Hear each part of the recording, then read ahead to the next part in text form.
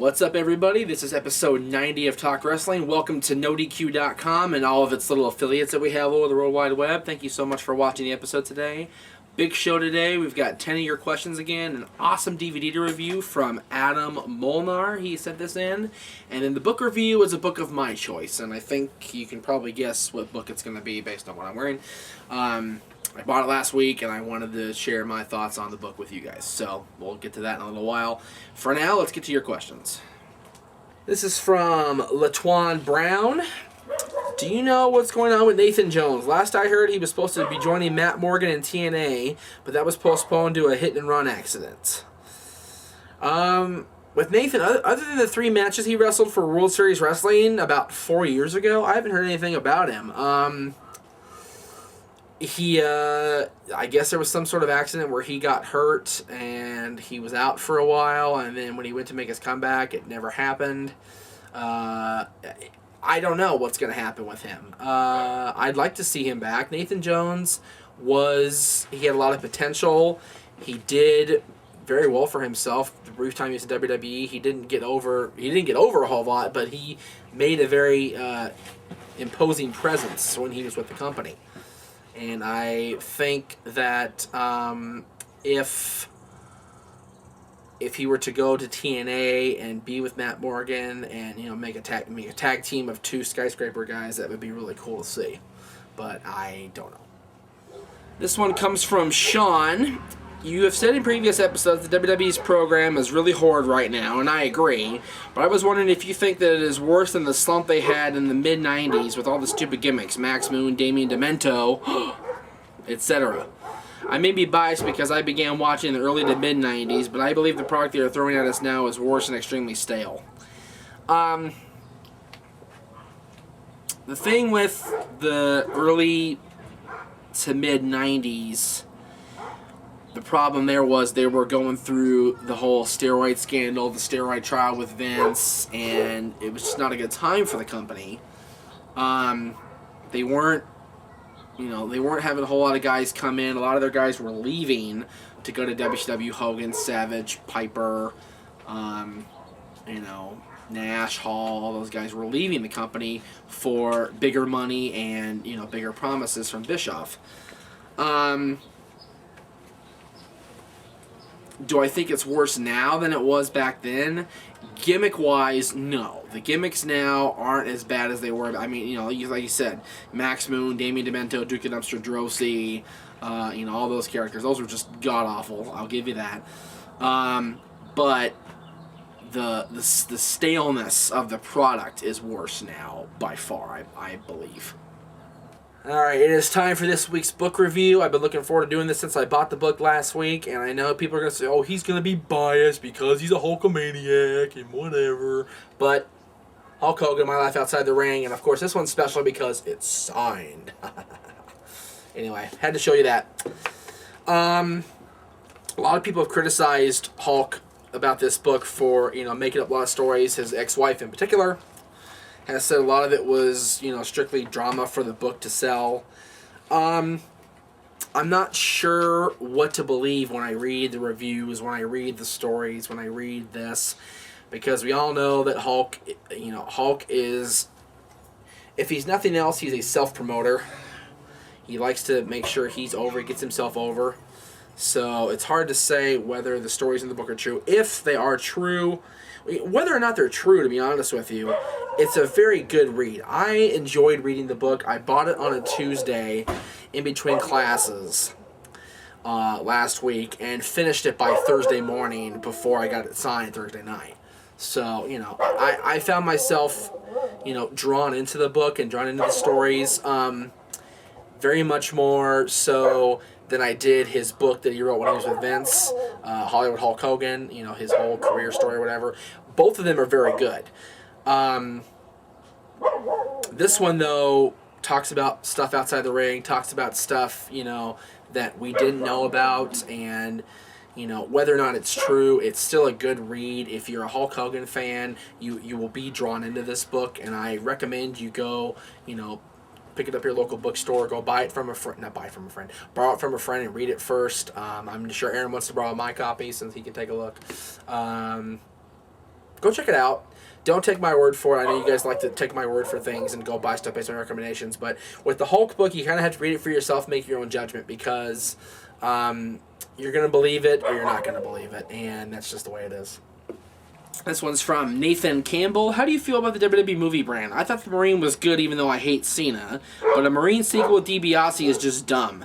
Do you think WWE should stop trying to push their stars into acting and film and instead push them to act better to better the shows, Raw mainly?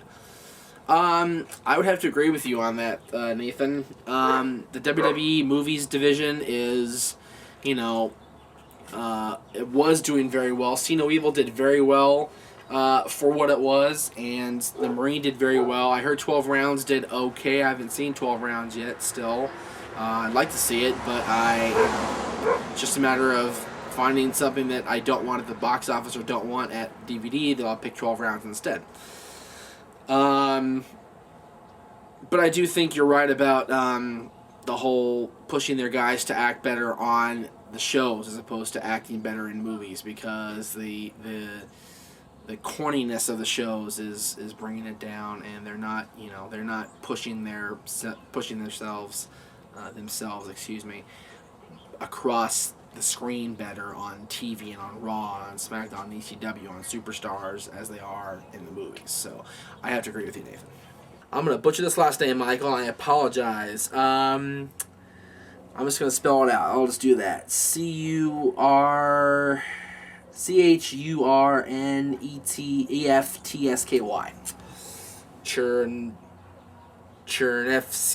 Chernevsky.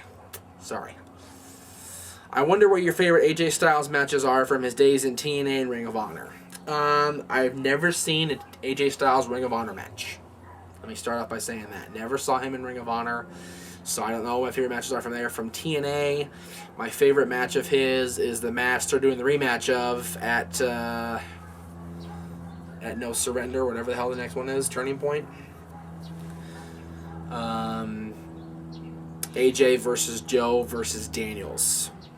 From Unbreakable 2005 for the X Division title. That was the greatest X Division match I ever saw.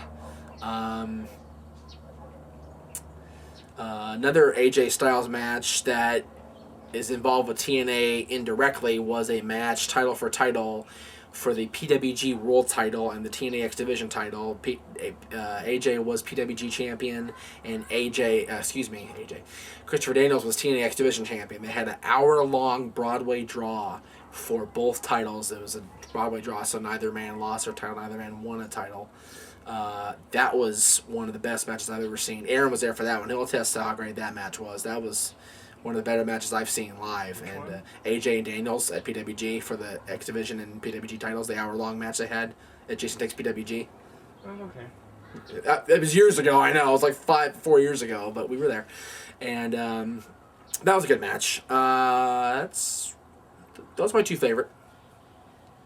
Alright, this week's DVD review, as I said, comes from Andrew Molnar. It is Ric Flair and the Four Horsemen. I was surprised. I wasn't sure if I was going to like this one or not, because a lot of the pieces you see about the Horsemen on the other DVDs I've had kind of graze over the history of the Horsemen, especially on the Ric Flair, the white cover DVD, the Ultimate Ric Flair Collection. Just really kind of grazed over their history. But this one did a very good job of telling the history of the Horsemen. 2 discs, which is very cool. The first one's it's mostly autobiographical, I should say. There are some extras in here on the first disc. The second disc is straight up matches and promos. It's awesome. Some matches I've never seen. Actually, most of the stuff I've never seen before, except for the stuff later on like Nitro and the Clash of the Champions, where the Four Horsemen kick Sting out of the group. I'd seen that before. But like a lot of the stuff I'd never seen before, and I was awesomely surprised. I don't know how to say that. Very cool. Very cool DVD. I know I recommend a lot of WWE DVDs, and I know I kind of get a little flack for that, but this one's, they're all good. I wouldn't buy them if they weren't good. So, by the way, I got an email from somebody in Ireland. I'm not going to give the guy's name out because, well, I don't feel like giving the guy's name out because I don't want to give the guy enough credit. But he accused me of being very biased toward WWE and kind of ragging on TNA's product. and their production values on their DVDs. I don't know when I ever said that, but the DVDs. I find TNA DVDs to be very well done. I have 4 of them total in my house. 2 of them are Jade's, 2 of them are mine. The AJ Styles DVDs are hers, and I have Kurt Angle DVD and the 50 Greatest Moments in TNA History DVD. I also have, I have another one. I have Heaven Sent Hellbound and Christopher Daniels DVD. So, I don't know. I like TNA. I've been saying TNA's been doing very well lately, and signing Hogan is definitely going to be a plus for them. I feel it's going to get them media attention, which is exactly what they want. I don't know if he's going to be a full-time wrestler or anything, which he shouldn't be. But TNA is a great company, and TNA has a great product. They do very well. Their writing leaves something lacking there. Their writing itself, the way that TVs are being produced, as far as writing goes, is substandard compared to WWE. WWE's not doing very well either, don't get me wrong. Anyway, I like TNA DVDs. I will review them. I have them. I will review them. I'm just going to pick them out of the drawer and just review them. I'm not going to be asked for them anymore. So, anyway, Flair and the Horsemen, recommend. Netflix it. Check it out. Check it out for yourself. Don't just go buy it on my recommendation. Go check it out, and that'll do it. Another name I'm going to butcher. Oh, Alex Mrkonjic. Yikes. Mrkonjic. Sorry about that. You have mentioned on previous shows that TNA offers a much better schedule than WWE because they stay in Orlando instead of traveling from city to city like WWE. Do you think it would help TNA get noticed if they were to travel more? Well, they are doing more house shows. They are doing more live events besides the TV tapings in Orlando. And they did do one Impact in Vegas. They did do the live Impact here on the West Coast. So, I don't know if I would prefer them to travel and do TV because I think the atmosphere of the Impact Zone is good for them. I think the fans there are loyal. The fans there stick with them through thick and thin. And I think that, the live numbers suck. We talked about this, I think, last week. I don't remember, Aaron, if I talked about this or not. But in a stadium for like 5,000 people, they drew 850 or they drew, 200 or something or whatever it was that one show. We were talking about last week or the week before. There's a TNA show, did a live event, and they were saying they drew like 850 people. There was only like 200 or something like that. Do you remember that? Yeah, there was a house show. It was a house show. Actually, a couple of them with only got like 300-400 people. Yeah, like 300-400 people. So the house show numbers suck, but they can and they should get better with the draw of Hulk Hogan's name and people wanting to see what's going to happen with TNA next. And their match quality is so good. I don't understand why the house shows aren't drawing, but maybe that's me. I like TNA, as I said at the top of the show. Or during the DVD review. So I don't know why people are so opposed to going to see TNA house shows. I mean, the Impact Zone is packed, chock full of people every week. So I don't know. Hard to say. Nigel Nelson. The 80s was all about Hulkamania. But I have a question. Which wrestlers do you think would have held the WWF Championship had Hulk Hogan not been so successful? The ones I think that would have held it are Tito Santana, Andre the Giant, Ted DiBiase, Rick Martel, Rick Rude, Mr. Perfect, Don Morocco, Jake the Snake Roberts, Brutus Beefcake, and Jimmy Snuka. Okay. Oh yeah, by the way, edit this out if you want, but nice job on pushing Brutus and the Nasty Boys to Dixie. Good job. That was nice. Way to get us in there and make us think we actually believe. You're gonna cost me an interview with Hogan, you schmuck. Anyway, I had to throw that out there. Eric can edit that out if he wants to. Had Hogan not been so successful, I mentioned this last week or the show before that. If Hogan had been successful, there wouldn't have been the big boom that the WWF had, and without Vince and Hogan steering the ship, and there may not have been a WWF to stick around. So, having said that, those guys that you mentioned, Tito Santana was, all those guys, unfortunately, were, the upper mid card with the exception of Andre, and Andre did hold the championship. briefly. He did beat Hogan in a controversial match in '88 for the title. DiBiase was the champion for about 2 weeks. Andre surrendered the title to him after that match in '88. DiBiase was a main eventer. Mr. Perfect was a main eventer. Rick Rude was a main eventer. And Brutus Beefcake got that huge main event push in '93. Got that huge, big, comeback story because of his friendship with Hulk Hogan. I still say that. Beefcake, Ed Leslie, whatever you want to call him, the disciple, the Zodiac, the man with no name, the Butcher, all those names that he's had. Beefcake got where he is because of Hulk. In the beginning, he was very, very good, but a lot of people have criticized him for his lack of skills. So, I didn't see a whole lot of, stuff in Beefcake, but, then again, I saw a lot in Hogan, and Hogan has not always been the best wrestler of all time. So, of those guys you mentioned, Andre and DiBiase were both main eventers and championship caliber. Rick Rude and Mr. Perfect were right up there, challenging Hogan and the Warrior during their title reigns. So, and the rest of those guys were intercontinental level at best. This is from Tommy McCarthy. Who would you pick as the top writer in the wrestling business today and of all time? It'd be hard to argue against Vince Russo, even though I don't like the guy. Well, the top writer of all time is Vince McMahon. He's the guy that, revolutionized the business. He's the man. Currently, I'm pretty sure I don't know if she's in charge of all creative writing or just SmackDown, but either way, Stephanie McMahon is up there. Russo is definitely up there, although his current stuff is kind of lacking. His stuff in the mid-90s, in the late 90s, was good. Like the mid to beginning of the late 90s with the WWF was very good. His stuff in WCW was horrid. He had no filter with McMahon there. Stephanie McMahon, Vince Russo, Bill Watts is up there. Eric Bischoff as a booker is right up there. As a, guy controlling the storylines is up there. Those guys. Chris Barwell Cook. Can you think of any original ECW world champions who have gone on to a similar height in WCW, WWE, or TNA? Only person I can think of is Rhino. Yes, Rhino did indeed win the NWA Championship in TNA back a few years ago when he first come over from WWE.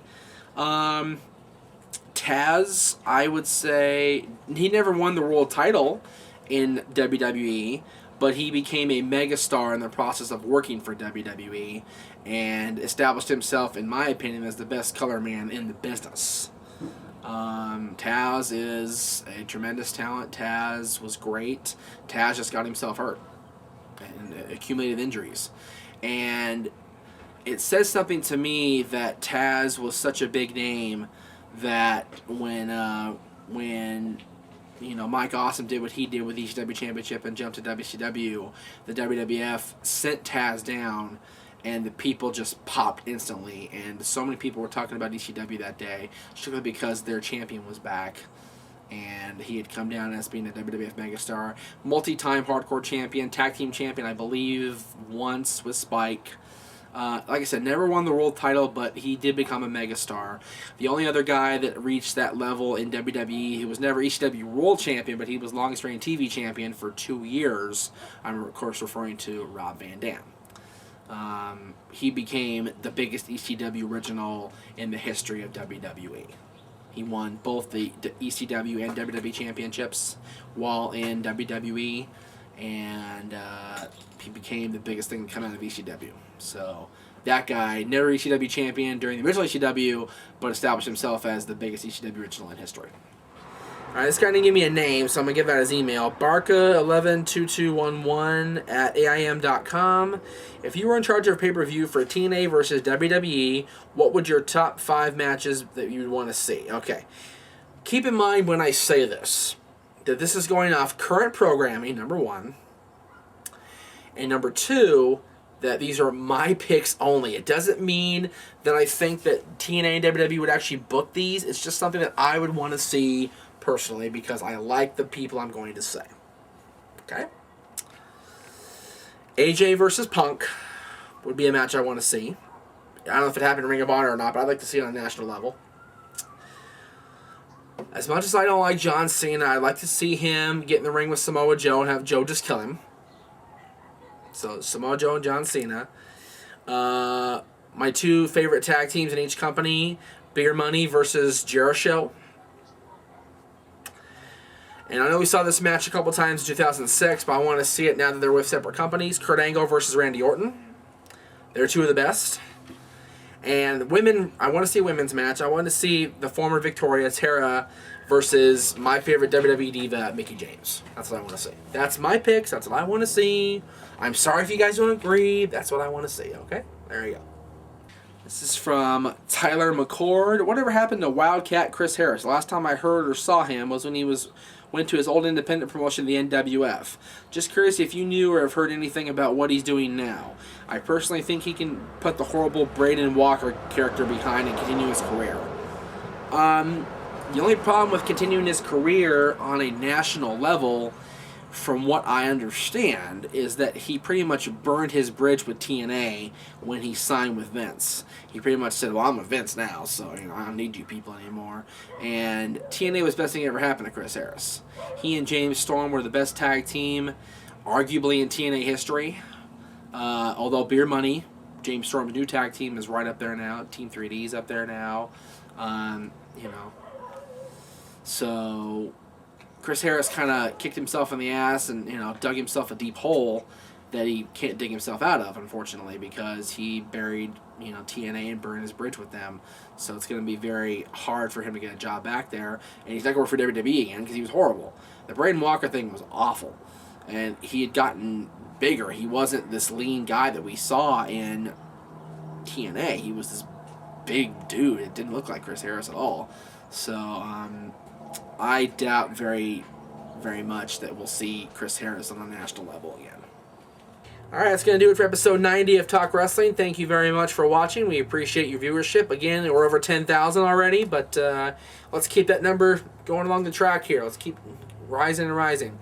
Next week, more of your questions. Next week's DVD review will be something that people have requested, believe it or not, despite their despising of them, and a book that is currently getting talked about. It's not a current book, but it's currently getting talked about right now. So, we'll see you next time on Talk Wrestling.